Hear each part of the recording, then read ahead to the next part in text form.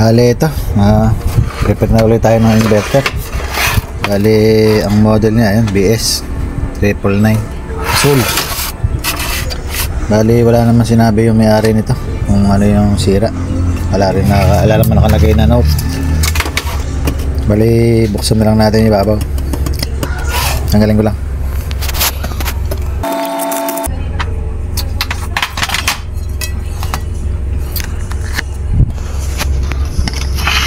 Bali ito,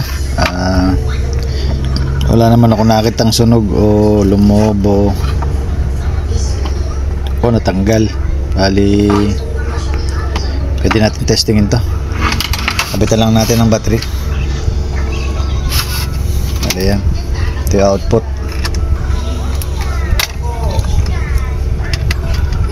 Bali yan,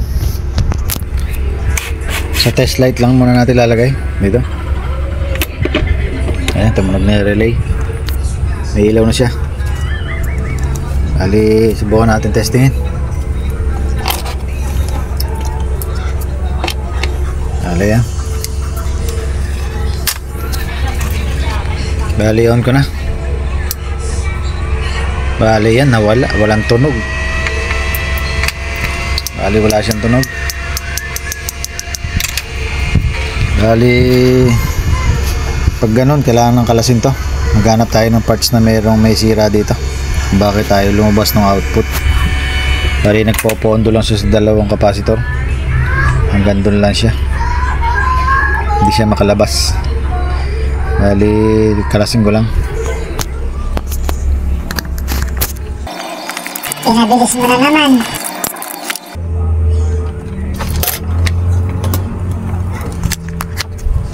Bali ito, pa natin tinatanggal. Bali ang tinanggal lang muna natin itong SCR. Bali na-testing ko na to, buo ito.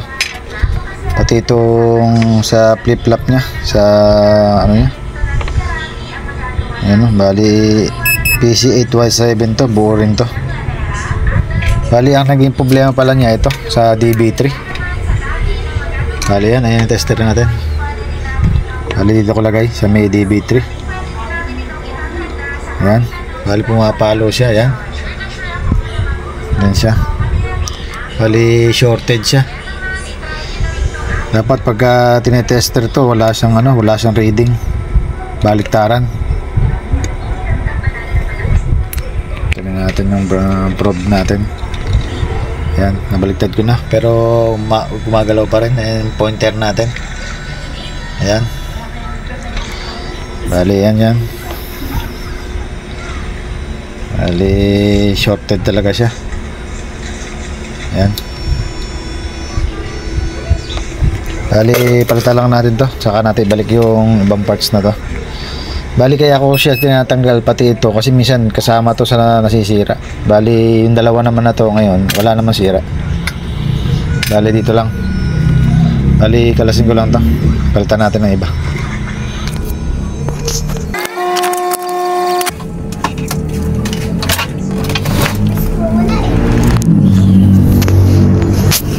Bali ito, naikabit na natin siya. Bali yung ACR doon natin malalaman pag nakakabit na yung bago kung may tama rin. Bali sa tester natin, kahit saan tester, buo siya. Meron kasing ganito minsan na buo siya sa tester pero sira siya pag nakakabit na. Bali yan, ano ko lang, kabit natin. Pero sa test light lang muna tayo. Yan natin kung may pagbabago. Bali focus na lang muna tayo sa test light. Ito. Yan natin, on ko na. Bali yan, nagkaroon ng tunog. Saka hindi nawala yung ilaw natin. Ayan. Bali safe na natin ilagay sa so direct na baterya to. Bali magkatabi lang yung direct ko. Ito yung test light natin, ito.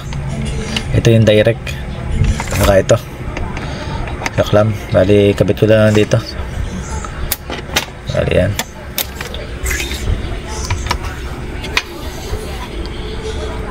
Bali naka-load natin 1,000. On ko na. Bali yan, maandar. Try natin lakas. Yan. Parang Gumagaral-gal yung tunog parang may damage yung lakasan natin.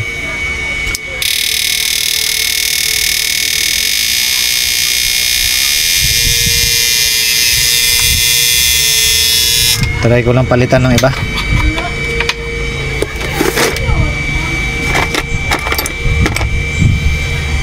Bale ito, try natin pamalitan.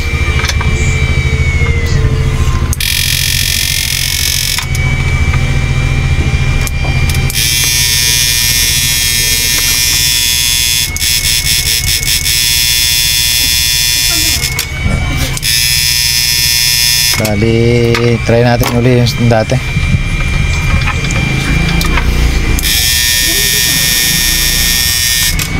Bali, okay naman.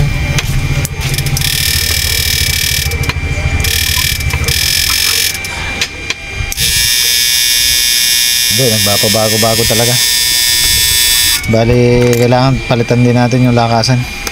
Bali, palitan ko na. Bali, ito, napalitan na natin ng bago. Yan. Bali, dinouble check ko yung capacitor niya. Talagang medyo bumababa na siya. Obligado na natin talagang palitan. Stairs ko lang. Bali, yan. Test natin. Tingnan natin kung ano ba talaga ang reading niya. Kanina nagti 3.6 lang eh. Ewan, pabago-bago rin. Bali, yan, 3.9. Kanina nagpa-bago-bago.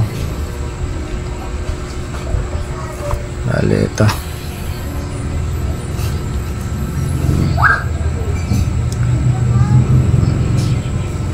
Ayan na, 3.8. Bali mas maganda kung tatanggalin natin, makita na talaga yung kanyang reading. Bali tanggalin ko lang.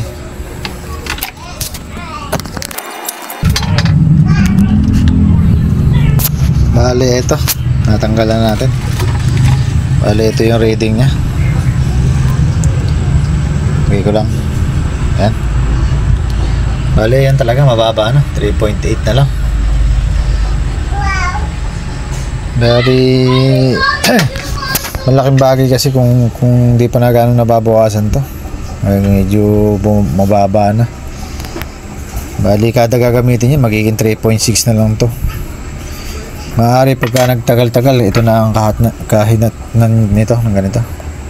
Bali pumuputok siya. Katulad niyan. Bali mas maganda, isang gawa na lang. Papalitan ko na rin to. Para baka mamaya biglang masira. Sabihin, ba't teka biglang nasira yung ginawa ko. Bali, palitan ko na to.